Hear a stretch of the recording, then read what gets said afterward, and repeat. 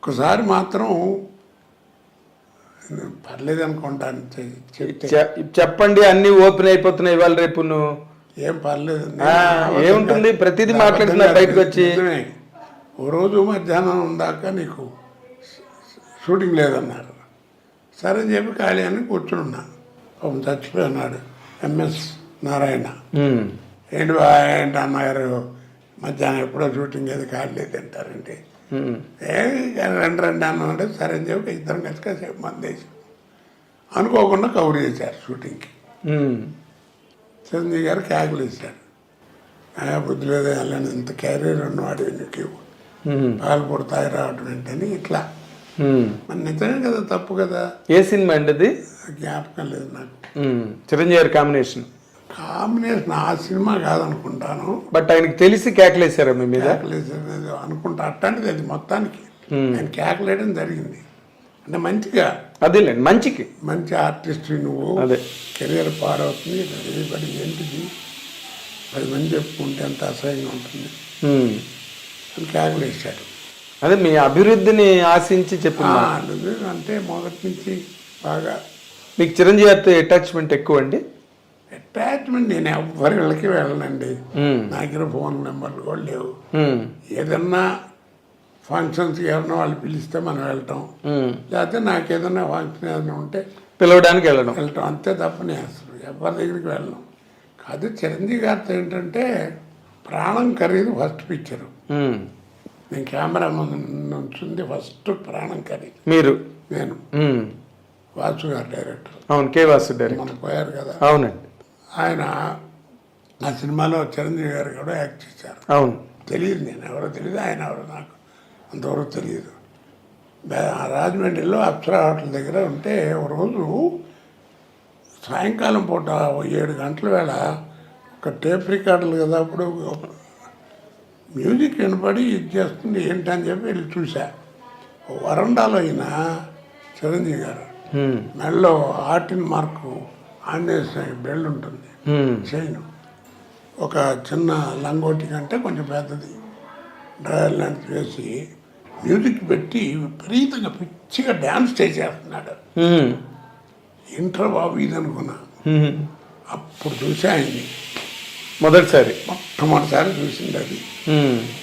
అంటే ఎంత శ్రమ పడాలి ఆర్టిస్ట్ అంటే, సినిమాల్లో ఎంత పడతారని తెలిసి వచ్చింది నాకు. ఓకే.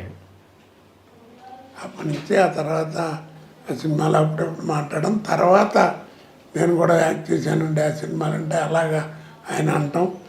సరే దానితో వేషాలు వ్యవహారం. అవును, రావటం. చాలా సినిమాలు చేశారు కదా మీరు ఆయనతో కాంబినేషన్స్.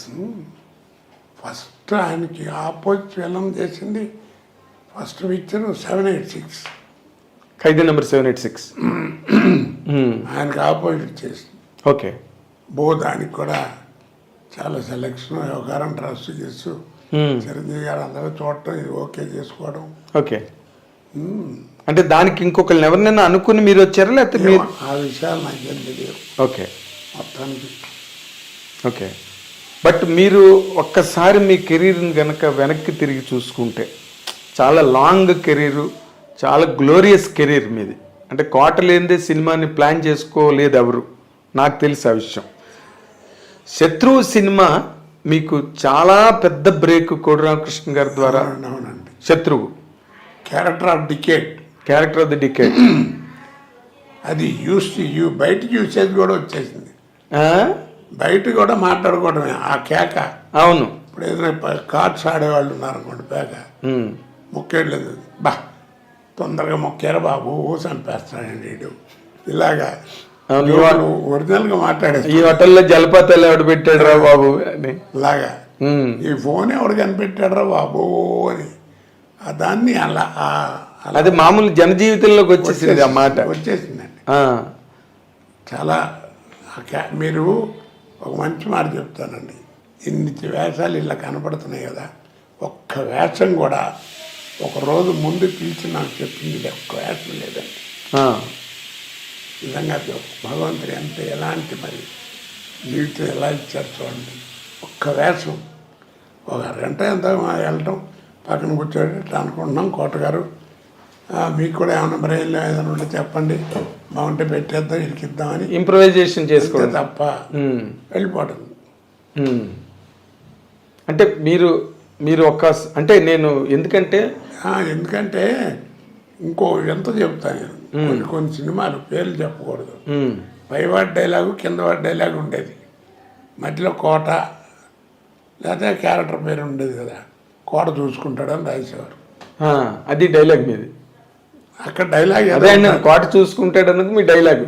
మీరు వచ్చి ఫిల్ చేసుకోవాలి దాన్ని, చేసుకోవాలి, ఫిల్ అప్ ది బ్యాంక్స్.